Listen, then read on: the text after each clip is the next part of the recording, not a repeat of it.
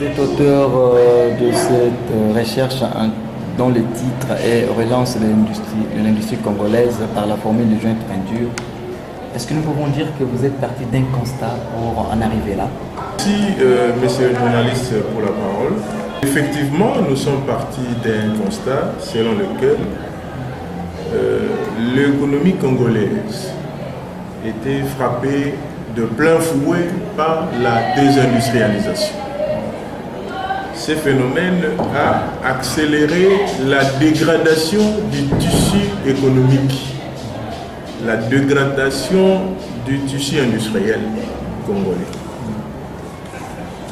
Maintenant, il fallait que l'État puisse chercher à remédier à cette situation.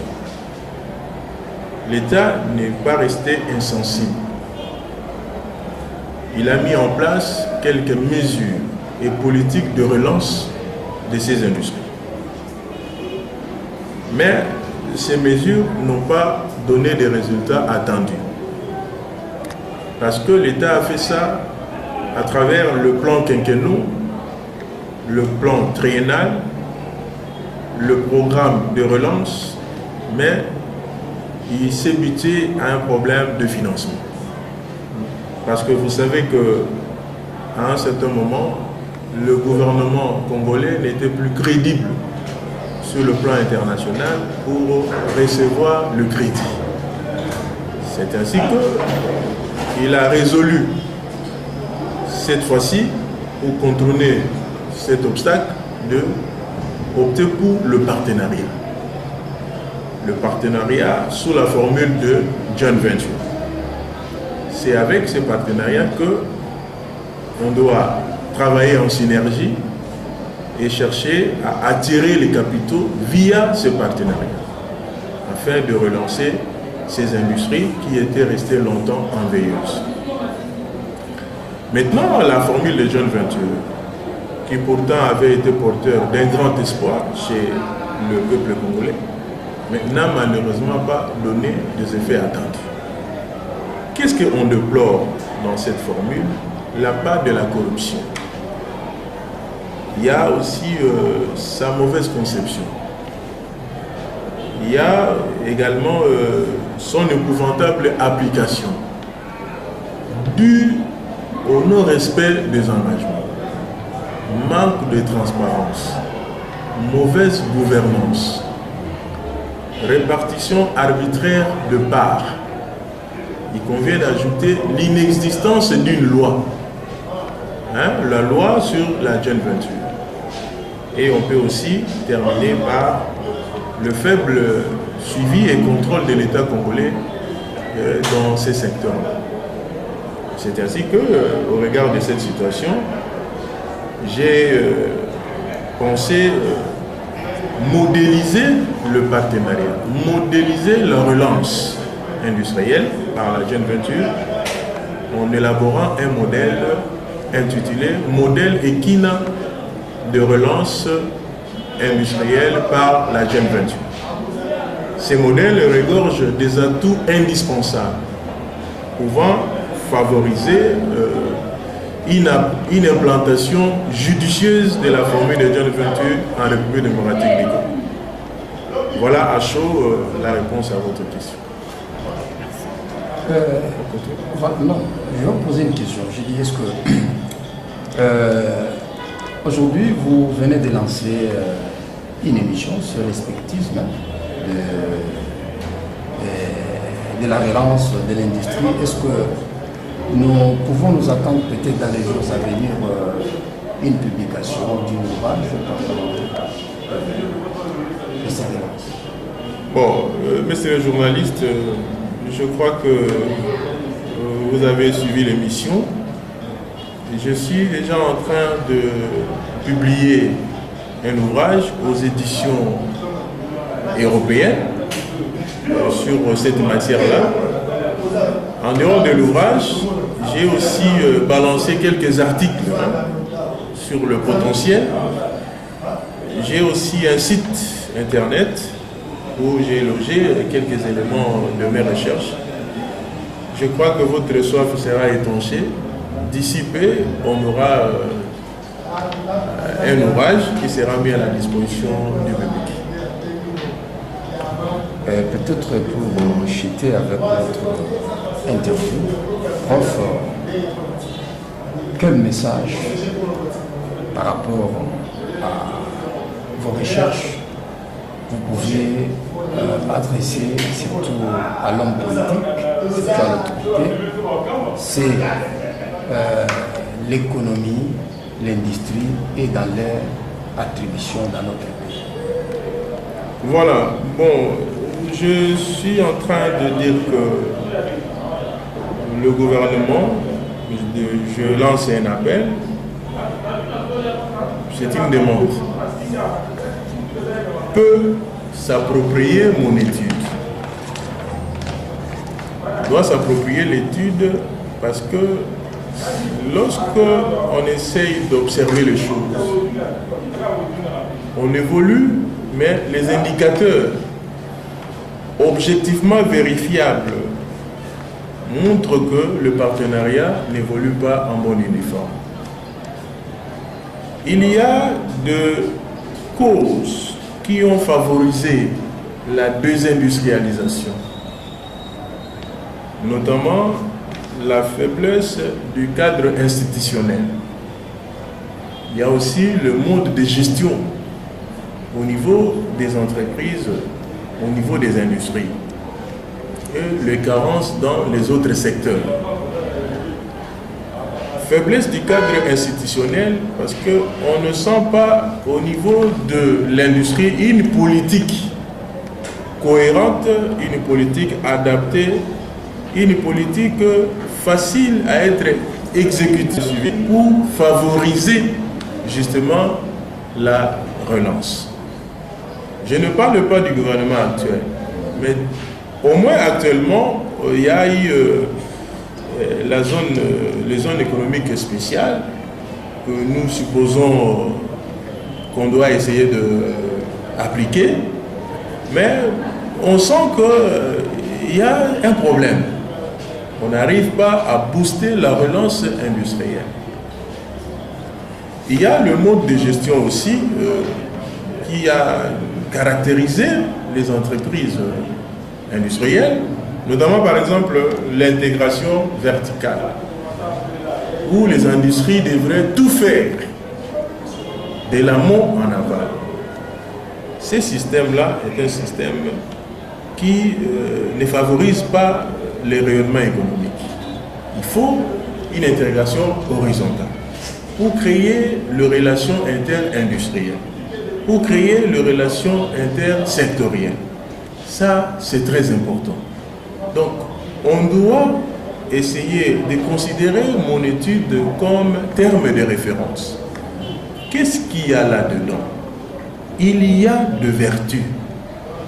Notamment, il faut commencer par les conditions pour s'engager dans une telle aventure, l'aventure appelée joint venture. Il y a de préalables. Parce que c'est un investissement de grande envergure, de grands enjeux économiques. Ces préalables sont d'ordre politique, économique, juridique, technologique, sécuritaire et même d'ordre éthique. Éthique des responsabilités. Il y a aussi le garde-fou qu'on doit avoir. Une loi, projet de loi portant dispositions applicables au contrat de joint venture en République démocratique du Congo. Il faut aussi, entre autres comme garde-fou, un modèle type de contrat de joint venture, contrat de partenariat, pour éviter la disparité. Parce que qu'est-ce qu'on a constaté? Que dans chaque entreprise, on travaille avec son propre modèle de contrat. On fixe par exemple un taux à 12% ici, de l'autre côté par exemple 1,5%.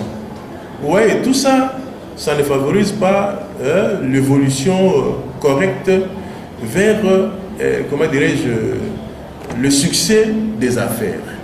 Donc il faut mettre ça, comme qui dirait, dans une commune mesure pour permettre à ce que les choses marchent. Il faut aussi un observatoire de surveillance des jeunes ventures. Parce que qui doit être rattaché à une grande institution du pays. C'est très important. On doit être regardant. Les pays qui nous environnent réalisent 40 milliards de dollars comme budget, d'autres 30 milliards, ainsi de suite. Si vous pénétrez ça très bien, vous verrez que c'est le fruit d'une jeune venture efficace. C'est le fruit d'un partenariat efficient. Parce que si vous dépouillez ces économies du partenariat des jeunes ventures, vous n'en parlerez plus. Vous n'allez plus parler de ces milliards-là. Donc nous devons aussi être sérieux quand nous faisons ce genre de choses pour que nous puissions aussi bénéficier de ces partenariats. Il y a aussi un management approprié. Pourquoi? Parce que ces entreprises sont là pour faire des affaires. Hein? N'est-ce pas? Alors, un management axé sur le résultat. Il y a des objectifs à atteindre. À un certain moment, on doit voir que non, voici les indicateurs qui montrent qu'on est en train de réaliser le profit et on est en train d'évoluer. Parce que les capitaux étrangers, quand ils entrent dans une économie, il faut utiliser ça de façon rationnelle. Parce que, bon, quand ces capitaux entrent, bon, on sait que on vient pour signer un partenariat, tout le monde est au courant. Mais il suffisait seulement qu'il y ait des indicateurs qui ne sont pas au beau fixe. Les partenaires se désengagent de l'affaire. De la même manière que les capitaux entrent, de cette aussi même manière que les capitaux peuvent quitter l'économie. Pendant qu'on est en train d'évoluer, il faut être très rationnel. Il faut veiller à ce qu'on puisse réussir. Parce que l'objectif, c'est quoi? C'est de créer un rayonnement économique, de relancer ces économies via le partenariat. Donc, les atouts nécessaires sont dans ces modèles-là. Maintenant, il appartient au gouvernement de l'appliquer dans une certaine mesure. Pas totalement, mais de voir un peu, bon, qu'est-ce qu'il y a dans cette étude-là? Qu'est-ce qu'on doit prendre? Qu'est-ce qu'on doit améliorer? Qu'est-ce qu'on doit essayer de parfaire? Parce que, bon, je n'ai pas la prétention d'avoir fait une étude impeccable, une étude sans faille. Je dirais même que je n'ai même pas, comment dirais-je, épuisé la problématique de la relance industrielle. Mais je crois avoir atteint les objectifs assignés à cette étude. Avec beaucoup d'humilité, je demande à ce que l'on puisse être un peu regardant, hein, à l'endroit de cette étude. Peut-être ça pourrait nous amener dans une situation de voie de sortie. Mais quand même, prof, pour ne pas s'attarder sur la question, à ce jour, parce que vous avez plus parlé du temps passé, là où les choses n'ont pas bien marché, de ce côté-là. Mais à ce jour, avec le gouvernement présent, est-ce que vous acceptez aussi que, quand même, de sa part, le gouvernement est en train de manifester quand même la volonté d'arranger les choses dans le secteur industriel? Parce que il y a à ce jour une multiplicité de banques dans notre pays, et il y a le plan comptable OADA qui est déjà sur place. Alors je ne sais pas, est-ce que vous acceptez quand même, il y a des efforts dans ce sens-là? Bon, j'ai dit que à l'époque, il y a eu trop de carences. Les carences, par exemple, au niveau du transport, au niveau des infrastructures. Cela a favorisé le blocage du processus industriel. Parce que n'oubliez pas que le transport, c'est le goulot d'étranglement d'une économie. Le secteur bancaire aussi est considéré comme goulot d'étranglement d'une économie. Même le secteur agricole, surtout au niveau de l'industrie. Mais actuellement, on a mis l'accent sur les infrastructures routières. On est en train de quitter un niveau de récession pour aller dans un autre équilibre beaucoup plus favorable. Donc la situation évolue. quand on voit les banques qui sont là, quand on voit les routes qui sont là. Mais on est en train maintenant de contribuer à l'effort du gouvernement. C'est ce que nous sommes en train de faire. Et donc, ce qui est fait est bon, mais moi, j'ai évoqué l'aspect partenariat.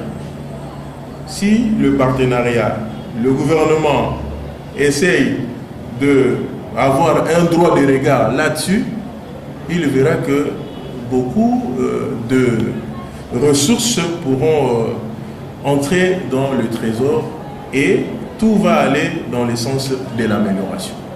Les routes sont là. Les routes des dessertes agricoles, je crois qu'on va en avoir parce que si l'agriculture marche, ça peut favoriser aussi l'effervescence des activités industrielles. Tout ça, c'est bon. Mais nous, on doit continuer à réfléchir. Les études que nous faisons, ce sont des études qui sont à la disposition de la République, du gouvernement. Le gouvernement a l'obligation d'utiliser, d'exploiter ces études-là. Ces études doctorales ne peuvent pas passer inaperçues. Donc, il y va de son intérêt, de les exploiter et de voir si c'est possible, on engage. Si ce n'est pas possible, bon, on peut laisser tomber. Mais je crois que les autorités qui gouvernent le pays actuellement sont sensibles de ce qui se passe et je parie qu'ils ne manqueront pas à faire recours à cette étude pour voir ce qu'on peut faire dans la mesure du possible.